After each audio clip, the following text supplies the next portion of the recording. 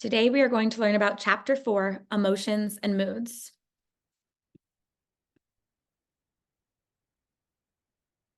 Key concepts for today. What is the myth of rationality? What is emotional intelligence? What are the 4 competencies of emotional intelligence? How does emotional intelligence benefit our decision-making? What are moral emotions? What is mood contagion? What is emotional labor? And what is the affective events theory?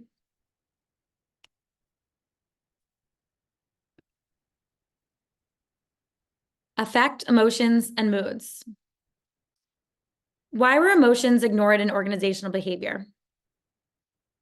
The myth of rationality. Emotions were seen as irrational. Managers worked to make emotion-free environments. It's not personal, it's just business, was the status quo. View of emotionality. Emotions were believed to be disruptive. Emotions interfered with productivity. Only negative emotions were observed. And now we know emotions can't be separated from the workplace, as seen in the video below.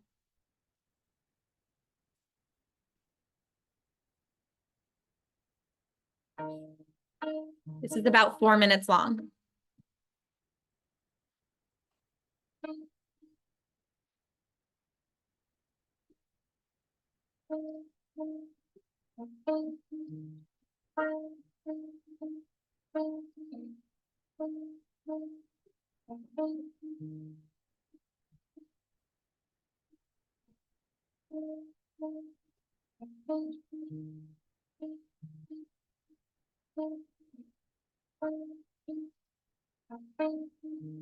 Where is the moment we need it the most? You kick up the leaves and the magic is lost.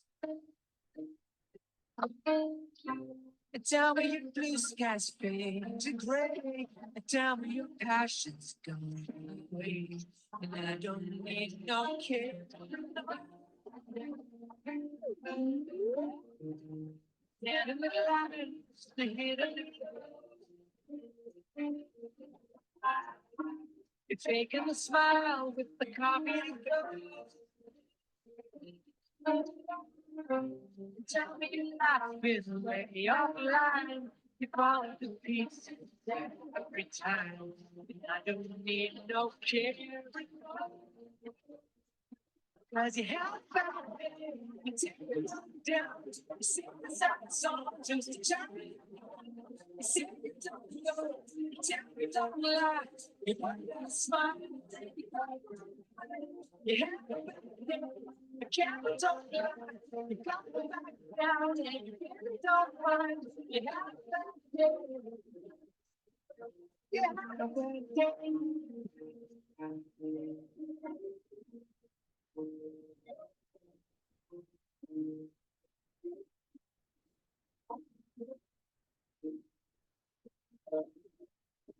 Oh, you need a blue sky on the day. The point is they laugh at what she says. And I don't need no care.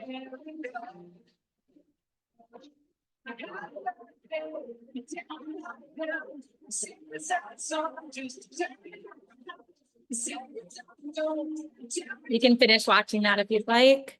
That's just some examples of stressful days at the workplace. So affect, emotions, and moods. Affect is defined as a broad range of feelings that people experience, which can be in the form of moods and emotions. Emotions are caused by a specific event, brief in duration, accompanied by facial expression and action-oriented. This is behavior. An example of emotions would be happiness, fear, anger, sadness, and surprise. Moods are more long-term. This is a cause is often general and unclear, and it lasts longer, for days. It's more general and it's not indicated by expressions. So this could be happiness, irritability, contentment, restlessness, or boredom. Differentiate between emotions and moods. Emotions. Emotions are specific reactions to a particular event that are usually of fairly short duration.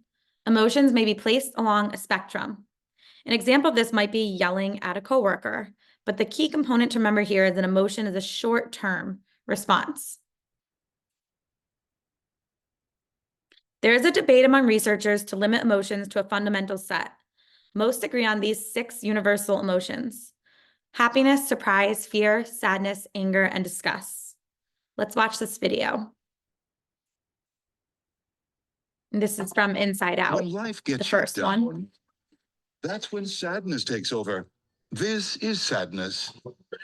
With a caring touch and a kind heart, sadness leaps into action to let you. I said, sadness leaps into action. Sadness? Oh, sadness. Get to know all your. Sometimes life gets a little dirty. That's when disgust takes over. This is disgust. Whether advising on your social life or on life's little messes, disgust is there to, well, get to know all your. When everything in your life is going your way, that's when joy takes control. This is joy. With an unstoppable spirit and unbeatable energy, joy brings a smile to your face, and oh, who cares? Let's party! Get to know all your emotions. When the unexpected is staring you in the face, fear is there to keep you safe. With speed and wisdom, fear assesses the situation and settles your nerves in his own special way. He's got this. Thank you, fear.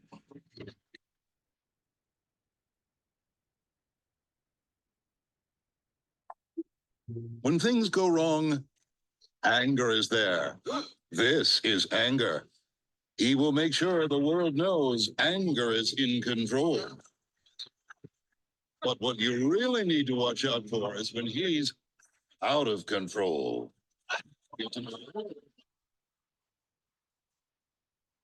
So the key thing to notice is that these are short-term responses. Mood. Positive effect. This is the mood dimension that consists of specific positive emotions such as excitement, self-assurance, and cheerfulness at the high end, and boredom, sluggishness, and tiredness at the low end. Negative effect. This is a mood dimension that consists of emotions such as nervousness, stress, and anxiety at the high end, and relaxation, tranquility, and poise at the low end. This is an example of the affective circumflex shown. It's a psychological model used to describe and map human emotions and moods. For example, joy and excitement are located in the high positive, high section. For most people, positive moods are more common than negative moods. This is defined as the positivity offset, meaning at 0 input, most individuals experience a mild positive mood. Moral emotions. These are emotions that have moral implications because our instant judgment of the situation that evokes them. So for an example, what is moral contagion? I might come into work yelling at everyone. Is this an emotion or mood? This is a short-term response that would likely be an emotion. So feel free to finish watching this, but this is just another example of mood. What impacts our emotions and moods? Personality. So for an example, Eeyore Lionel from Charlie Brown. Affect intensity. This is individual differences in the strength with which individuals experience their emotions. So one example of that is I have a family member who cries at every movie. They obviously react in a different, higher affect intensity than mine. Day of the week and time of the day. So for example, morning people. Negative moods are highest on Sundays and Mondays and fall throughout the week. Positive moods are highest at the end of the week. Weather. There's an illusory correlation. This is a tendency of people to associate two events when in reality there's no connection. So for an example, bad weather, reduced work distractions. So when it rains, there will be traffic jams during the morning commute. If someone experiences it a couple times, they'll form an illusory correlation. An important impact on emotions and moods is the day of the week as well. US adults experience their highest positive effect on Friday, Saturday, and Sunday, but lowest on Monday. This is true in several other cultures. It's opposite in Japan. So the most negative mood is likely to be on Monday, and the most positive mood is likely to be at the end of the week, Friday, or during the weekend. Stress also impacts our emotions and moods. The mounting levels of stress can worsen our moods, and it can cause people to disengage and even just look away when being faced with a problem. Sleep. Lack of sleep puts workers at risk of disease, injury, and depression. Exercise. Research shows it consistently increases your mood. Emotional labor. What is that? Let's talk about that more. Emotional labor. This is employees' organizationally desired emotions during interpersonal transactions at work. There's felt versus displayed emotions. Surface acting is hiding one's own feelings in response to display rules. Emotional dissonance can lead to burnout. It occurs when employees have to project one emotion while simultaneously feeling another. It can be very damaging and again lead to burnout.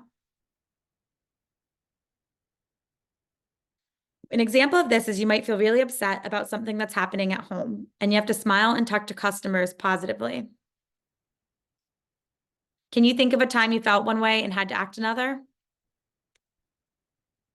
Felt versus displayed emotions. Felt emotions, these are the individual's actual emotions. Displayed emotions, these are the learned emotions that the organization requires workers to show and considers appropriate in a given job. Surface acting is hiding one's true emotions. Deep acting is trying to change one's feelings based on display rules. You might see examples of this in retail, hospitality, customer service, teachers, and entertainment, as well as sales. Affective events theory.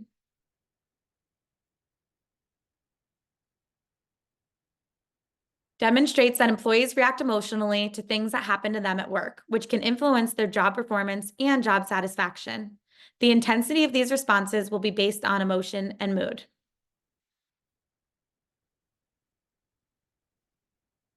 There's an example in the text about an employee who is doing in vitro, and then the benefits were dropped. There are 6 moods: joy, distress, anger, fear, surprise, and interest. Looking into the affective events theory a little bit more, you can see the work environment leads to work events, and personal dispositions and emotional reactions can lead to job satisfaction and job performance. How to manage your workers' emotions and moods. In each scenario, consider your response to address your employees' emotions and moods. You announce to your employees that as a result of an important project, they will need to work overtime and will no longer be able to take paid time off over the next 4 weeks. Ted storms out of the room with a frustrated look on his face. How do you address this emotion? Despite strong performance in the past, Robin has been late repeatedly and has even missed a few days of work over the past couple of weeks. Robin comes into work and you greet her as she walks in the door. Her nose is red and she looks tired. She is wiping her eyes and you notice tears starting. How do you address this mood? You introduce a new program employees will use to collaborate in the workplace, similar to Google Docs, but with some additional features. Marshall is not very comfortable with new tools and looks scared about this change. How do you address this emotion? We will go over this in our next activity. Emotional intelligence. What is emotional intelligence? What are benefits of employers with high emotional intelligence? Managers in a career builder study noted in the textbook said they prefer emotional intelligence over cognitive ability because high emotional intelligence means more in tune, employees are more in tune with emotions so they can stay calm under pressure, resolve conflict more effectively, be empathetic with coworkers and team members, and effectively regulate their emotions. It's the ability to perceive emotions in the self and others, understand the meaning of these emotions, and regulate one's emotions accordingly in a cascading model. There's a link about the importance of emotional intelligence here. The 4 building blocks involved in developing a high level of emotional intelligence. Note that these build upon each other. There's self-awareness, then self-management, social awareness, and then relationship management. Self-awareness is accurately perceiving, evaluating, and displaying appropriate emotions. Self-management is the ability to direct your emotions in a positive way when necessary. Social awareness. This is the ability to understand how others feel. And relationship management. the ability to help others manage their own emotions and establish supportive relationships. The importance of emotions on organizational behavior. Understanding emotions and moods is important to organizational behavior.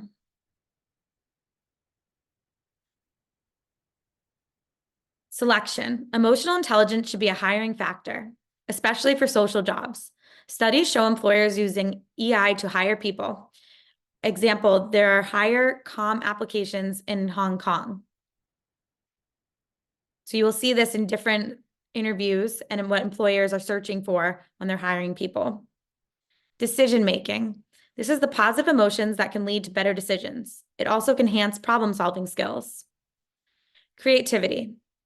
Positive mood increases flexibility, openness, and creativity. Some disagree and say individuals who worry more may perform better on creative tasks. Motivation. Positive mood affects expectations of success. Leadership. Emotions are important to acceptance of messages from organizational leaders. An example of this can be seen in the show Ted Lasso. The coach is giving a very impactful speech.